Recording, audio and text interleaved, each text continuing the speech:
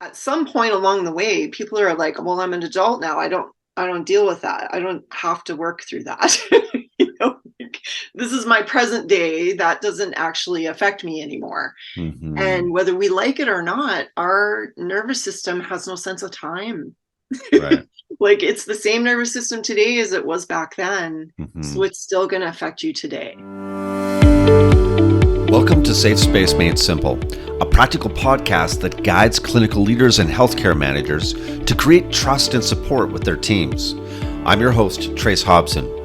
Join me for weekly interviews, practical tools, and inspiring transformational stories of bringing people together in healthcare.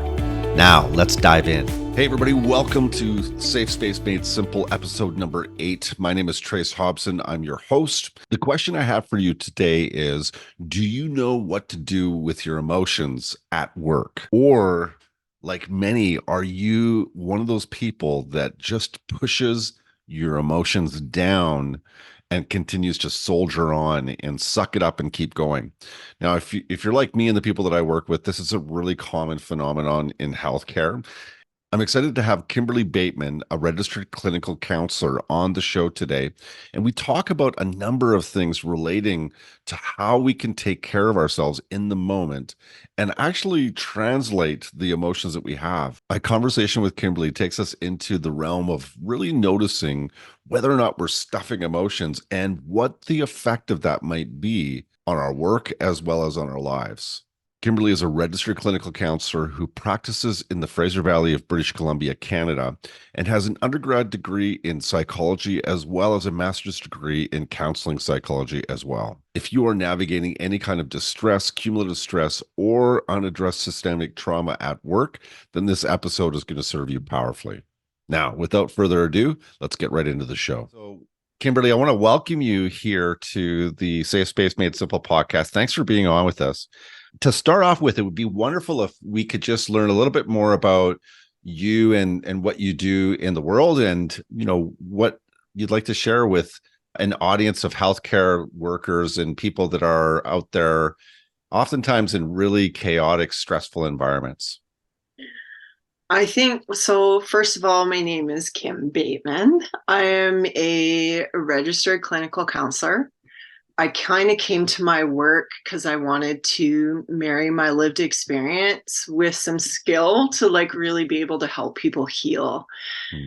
And I think that translates into all healthcare a lot of the time. People just really want to help, right? So that's the motivation and the desire that I have the most. Why is it that you chose to do the work that you do now as a clinical counselor? Why Mm. did, what was the sort of origin story for you around that? Oh, I tried on a lot of different things to kind of get to where I am. I worked as a long term care aide in home support, and that kind of was born out of having my oldest son with a disability. Mhm. And I thought, oh, this is familiar. I can help in this way. And I quickly discovered actually that that was not my calling. And in fact, helping people physically was not what lit me up. Right. Mhm. So I started to investigate further, like what I do want to help people and what does that look like for me? And I kind of realized I can get lost in helping people with their emotions and psychologically, and kind of ended up down that path. And it's like, okay, there's a whole other branch over here that seems to fit my personality and my gift mix a little bit better. Mhm. Now, when it comes to clinical counseling, there's lots of different sort of schools or things that you could focus on with that. What part really gets your attention that you focus on as it relates to clinical counseling? Trauma. To put very simply. I think it's funny because it is a bit of a buzzword right now, and it's everywhere. And I think people are contending with long-standing effects of traumatic type experiences in their lives. And Mm. I would say I'm specifically really interested in the relational piece within that. I love the idea of tracking somebody's history to be able to understand who they are today. And, Mhm. a lot of the times what we contend with relationally in terms of our workspaces, our coworkers, our families, all are born from how we see ourselves and how we've related to our family of origin. Mm-hmm. Those relational templates carry forward, Mm-hmm. and a lot of the time we're very unconscious about that, and we don't even really know that that's what's happening. Mm-hmm. It shows up as stress, shows up as arguments, shows up as intolerance, shows up as not being able to sleep, physical problems. Like these are all the like really practical ways that it shows up. Mm-hmm. Yeah, it's interesting you're sharing that, because I know as I work with clinical leaders and teams and healthcare managers and also staff that are on the front end or point of care of healthcare, Mm-hmm. they all share what you just said. You know, a lot of them have difficulty sleeping. A lot of times they find that they are not able to eat like they would like to, or they have numbing behaviors where they're sort of numbing out. And it makes me wonder about the systemic trauma that they might be experiencing in that system, because we know that there's huge amounts of cumulative stress and distress that's going on. There's also primary and secondary trauma that people are either witnessing or that's being triggered, that they're carrying in a setting like that. So of course that does come out as conflicts or arguments or, you know, disrespectful conduct or bullying or harassment, discrimination. I'm curious, you know, what your thoughts are on what we do or can do as a human being in that kind of a chaotic system to take care of ourselves. Yeah, that's a big question. I think there isn't any one easy answer to that, but I do in my own practice and what I'm noticing is working for me and with my clients. And it seems very simple, but pace, like Mm. being able to really slow down and be present and be with what's happening in the moment is so powerful. Mm. It's easier said than done. And in fact, let's put it this way. I see trauma, I kind of simplify it. I explain it to my clients in this way. It's too much, too fast with not enough support. This is how our nervous system interprets something and our brain interprets something as being traumatic to us. Mm. So the opposite is what we need to do. We need to slow down. We need to have lots of support, both externally and internally. And we need to take little bits at a time so Mm-hmm. that our nervous system has a chance to catch up. Our brain, our mind goes at a very different pace than our nervous system does. And our culture, our world lives at that cognitive, really fast pace. Mm. So I've noticed that as I slow down with my clients and I really privilege the pace of their nervous system and what it's telling me, that's where healing occurs. That's where Mm. shifts happen. And that's Interesting. where like that unconscious becomes conscious for them in terms of connecting the behavior to what's happening inside. Mm. Yeah, that's powerful what you're sharing. I know that when people that go into healthcare go into it, they go into it typically speaking because they want to make a meaningful difference in people's lives. They want to take care of others and help other people, whether they're a leader, a clinical leader, or a point of care practitioner. That's a Mm-hmm. big part of what drives them. And I also notice along with that, that many people have this idea that if I sacrifice myself in the process of that, then I'll take care of people. So I don't take care of myself. I know I should, but I don't. And I continue to try to do more work, do more things, and then try to, at the end of the task list, maybe I'll take care of myself if I even make it onto the list. And so there's this big sort of cultural way of being that is really counterproductive for people and damaging. And so I wonder, as you're talking about slowing down and Mm-hmm. pacing and how that contributes to taking care of somebody's well-being, what are some of the things that you've had to create within yourself and also that you help your clients create in beliefs about that, especially when when chaos is happening around them or busyness is happening around them. Yeah, I think it's really hard to buck the system. Like it's almost like a badge of honor when you can like white knuckle it through and come out the other side and look at how strong you are, right? And we've all been there. I've been there. And really, it's very counterintuitive to slow down and like press pause and take a minute and to like sit with what's happening inside and then move forward. And it feels so contrary to what's going on around us. Right. So even practicing that, like really in the minutest way, like can be super helpful. I do it with my clients in session. We practice slowing down together. We talk about what's happening in the space between us. Maybe I'm talking about something and they're looking off into the distance. I'll be like, hey, where'd you go? Like, where are you there? And, they're always a little bit surprised at that dynamic between me and them and that immediacy of like talking about what's happening right now. But there's so much depth when you can do that. When you actually let yourself press pause, give yourself permission to actually acknowledge what's going on before proceeding into something maybe that's super stressful. Mm. It's empowering. You start to kind of get in line again with your core values, why you were there to begin with, what's important to you. It's funny how you talked about the inclination to take care of everybody else before ourselves. And the truth is, really, you're doing everyone else a disservice by doing that because they're not getting your best. Mm.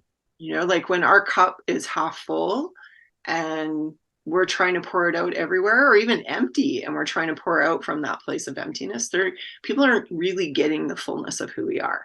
No. And we're not giving in a way that's sustainable, right? Yeah, no, we're not. And I also like what you're saying about how prioritizing yourself, actually taking care of yourself, even in a micro moment, is a way to put yourself at the top of that list and slow down and be present in that moment. Even if it's the eye of the storm, you've got everything whirling around you at 100 miles an hour. And then, when you get present, you're in that moment in the middle where it's clear and you're taking a deep breath, you're being with one other person, or you're taking a moment to appreciate and acknowledge yourself. That's really powerful. And it's, in essence, that's what you're doing, is you're putting yourself at the top of the list and taking care of yourself so that then you can be off the list completely and take care of whatever's going on in front of you. I wonder what your thoughts are about why the present moment is so powerful for healing and for taking care of yourself. Well, I think we're biologically designed that way, first of all. Like we're when you think of babies and pets and animals, why do people love being around them so much? Is because they don't worry about the past. They're not thinking about the future. They're in the moment. There's something so powerful about that. And it's our nervous systems know, hey, that's where you need to be. Right. Other part, like being in nature. So there's certain things that just speak to us naturally. And it's almost as if we forgot that about ourselves. Like, this is how we're designed. Like, you couple that with how we experience emotion all the time unconsciously, and we have zero idea how to actually talk about that. Right. As a culture, like we're a little emotion phobic. Like there's so much stigma around, hey, I'm feeling sad today, and even just slowing down to give yourself permission to have that experience that's actually happening, whether we choose to acknowledge it or not, gives ourselves, it's almost like we become more whole. We're not like fragmented all over the place, right? Well, yeah, I when I think about what you're saying now, I notice if you talk about trauma, the way that in my sort of rudimentary understanding of it, kind of think about that is that when something happens that is too much for me and that does overwhelm me and my capacity or my resources, it's almost like there's a fragmentation that happens in my nervous system so that I can disassociate from the moment and protect a part of myself so that at some point, I think our natural system is designed this way so that when we feel safe enough, we can come back and reintegrate that part of ourselves. But our intellect or life or a lack of a safe space may make that really difficult. And so we just keep sort of piling it on, moving forward. And then it makes being in the present moment really hard, I think, for some people, because it requires, when you're present and you feel safe, the natural byproduct of that is that those emotions, those fragmentations that you're talking about, will want to naturally coalesce back into the whole. And that means we got to feel our feelings and share them and actually process them and address what's going on.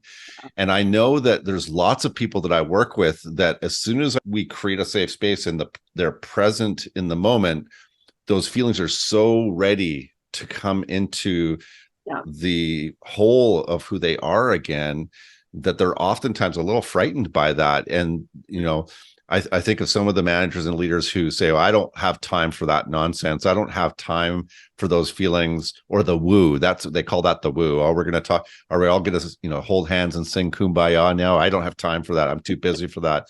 And it makes me wonder if part of that is just an unconscious defense mechanism that they have, that they've learned to cope with what's going on inside of them, and what the invitation might really be of that for those folks. I feel like that is a much longer conversation, because the reality is, this is what I do.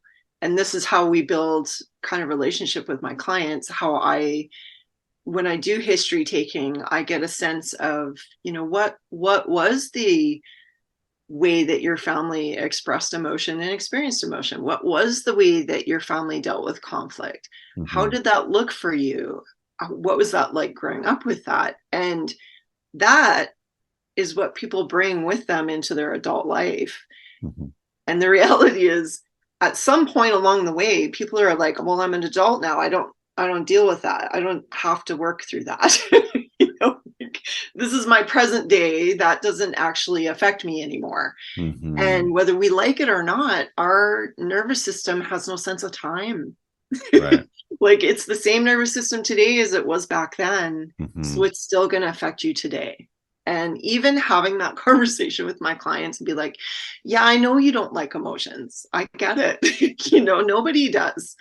I have this really cool analogy that I use with my clients in terms of how to describe what emotions are. And it's as simple as this. So I compare it to a dashboard of a car.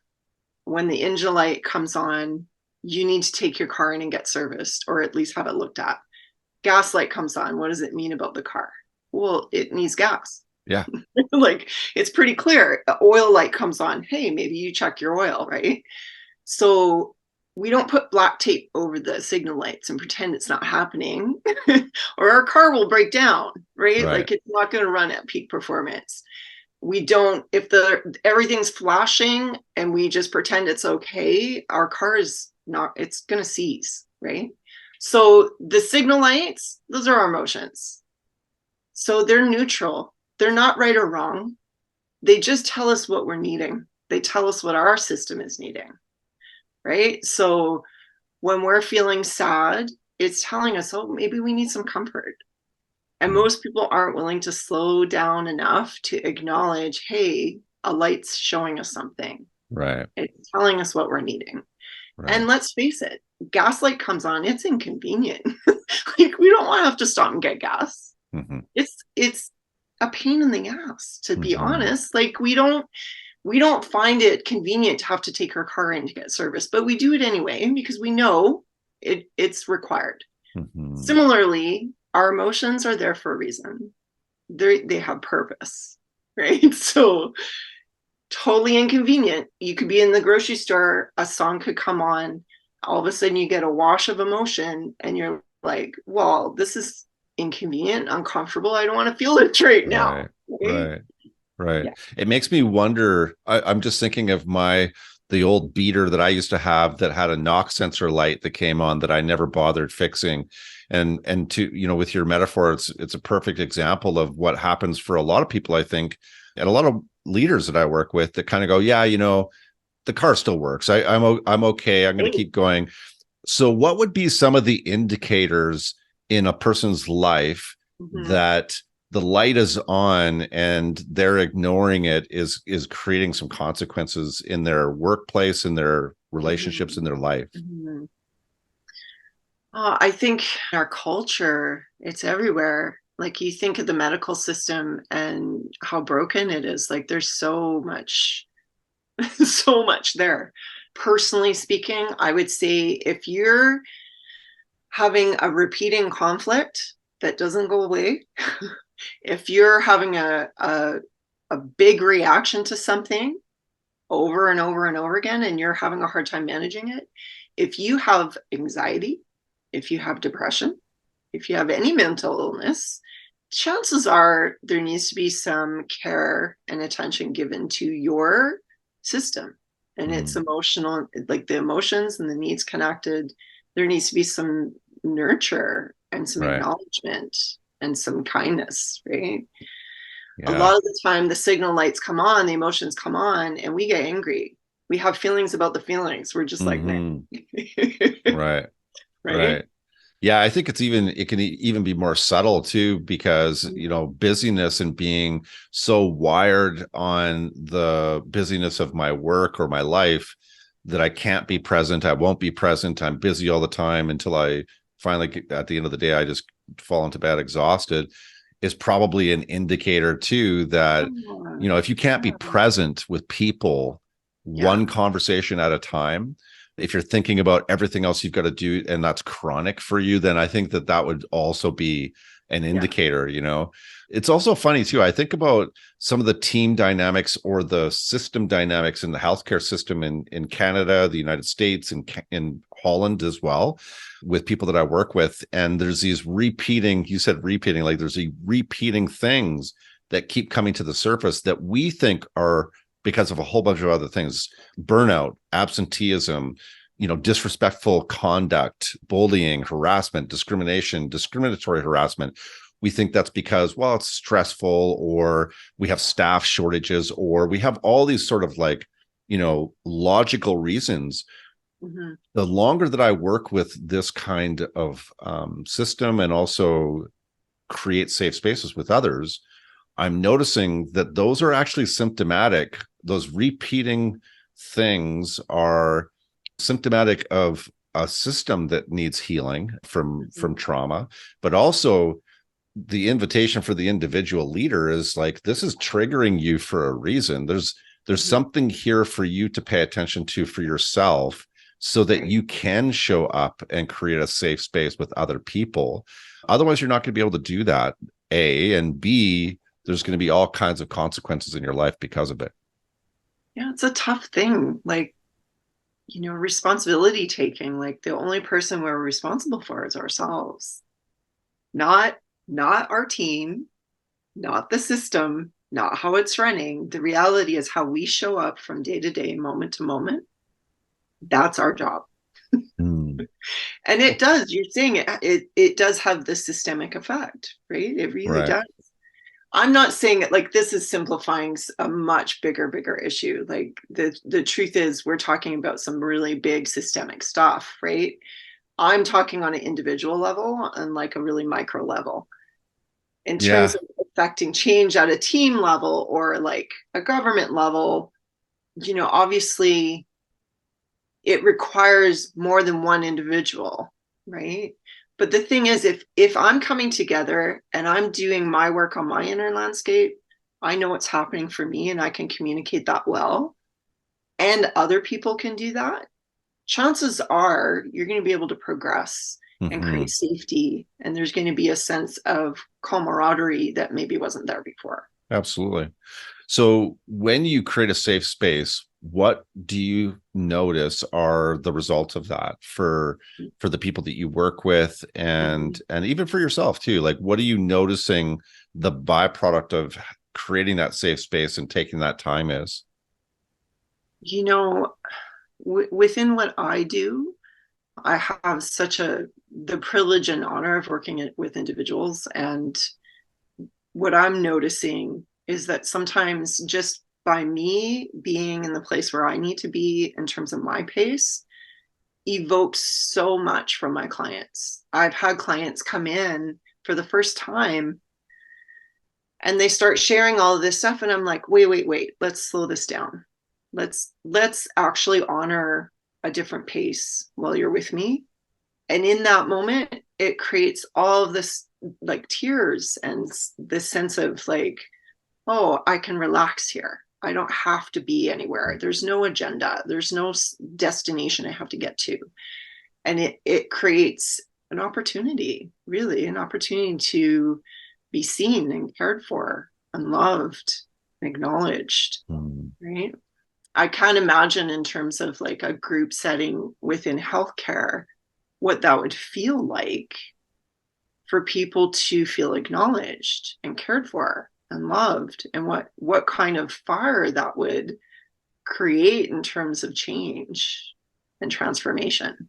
Yeah. So that's my area of work. And what I discover in doing that with one person and one group and creating a space where people do feel safe enough to share their voice and feel acknowledged and seen and witnessed, that yeah, it is emotional. There's sometimes emotions like sadness or anger or things that come up that have been wanting to be expressed for a long time.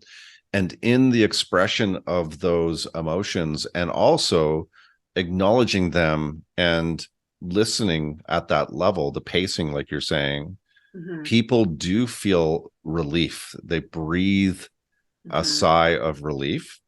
And they also notice themselves and others in a different way than they did before that experience. You know, they didn't feel safe one moment and they saw people maybe as adversaries or at the best maybe acquaintances, some close, but then they step into a safe space and they realize that actually, regardless of whether or not they agree with somebody or, you know, even like a person, they recognize and acknowledge their humanity, that they have compassion for them, they have acceptance for themselves and for others. And yes, that does change the culture. All of a sudden, that level of unity creates a different kind of culture for them to work in. Now, this is also a practice. You know, this is not a one-time thing. We don't check this off a list of boxes and go, yeah, okay, guys, we're good from here. No, we have to actually be very intentional with creating this kind of a space. And that's the kind of work I do with leaders, is to help them to reprioritize their task list, to go from, you know, just checking boxes and tasks and being busy all day to actually creating relationships and connection so that they have a team that all feels like they can share their voice and they can show up and be who they are. Then the tasks, funnily enough, get taken care of in a completely different, more vibrant, and even sometimes fun way compared to the other way, right? So I think that really, and at the end of the day, I don't use this word too much in my work, but I think that it's about healing. You know, it really is about healing and creating a space where people can heal. It's so funny too, because we're in healthcare, right? We're talking about healthcare. You would think that it would be a space for healing for the people that provide healthcare too, right? Yeah. Why not? Yeah. Well, I think what you're describing is this, you know, people's vehicles running at peak performance, right? Like you're meeting all the needs of this system of your internal lights are telling you, your emotions are telling you what your needs are expressing. And when we acknowledge, when we share that, when we meet some of those needs, all of a sudden your vehicle runs better. You know, like all of a sudden you can show up in your life a little bit better, and you can see people with a little bit softer lens. Right. You know? Right. When you're running at like not great capacity and you're just kind of barely getting through, you don't have the ability to do that anymore. You know? Yeah, it's so interesting what as you're saying that, I'm thinking about the people that go home from the kind of culture I just described, and they might be tired at the end of the day, but they feel energized for their family and to go home and to live their lives. Whereas if they don't feel safe, they go home completely drained and Yeah. they're out of gas. They don't have anything else to give to anybody. So I really love that part, because then people can leave work and it's not a complete drain on their lives. It's actually a support system where they may be going home tired, but they're going home to be able to also have energy for the most important areas of their life. So yeah, I really appreciate that. I think that's really important. I mean, let's face it, you don't go into this work because you don't love people and care about the outcome, right? Like, we want to actually feel fulfilled in that. We want to feel like we're making a difference. In our voice, our contribution matters. And Yeah. when that actually gets acknowledged and that happens, man, that can like carry people over for a long time, right? Hmm. Hmm. Yeah. And then imagine just that becomes a part of our day-to-day routine. Mm-hmm. This is the kind of place we work in. This is how we want our culture to be. So I'm curious, now that you've shared your work, how can people find you if they would like to engage you as a Yeah. counselor? So I recently just started my practice. It's called All In Counseling Collective. So if you look that up and Google me, it's there. I'm starting to work in Mission once a week in person. I will also do virtual through my own practice. So yeah. Lovely. So if there was one thing that you'd like to leave the healthcare leaders and managers and practitioners with, one thing you'd like them to remember, what would it be? Hmm. The thing that really surfaces for me is how much gratitude I have for the work.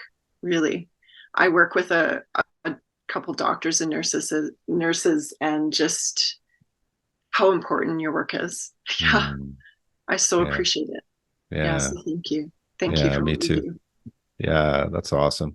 Well, thank you so much, Kimberlee, for being with us, and all the best in your new practice. Thank you so much. You're welcome.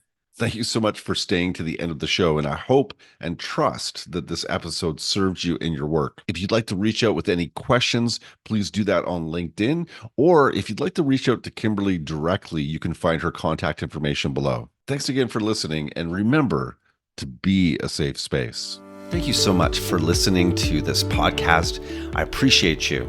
As an expression of my gratitude and appreciation for the work that you're doing, I've created a downloadable resource for you that is a safe space checklist. This is a checklist that you can use that will give you an immediate win by increasing your awareness of where you and your team are at right now when it comes to creating a safe space. To receive your safe space checklist, simply click the link in the show notes of this episode. I hope you have a wonderful day, and remember to be a safe space for yourself, the people around you, and for your life.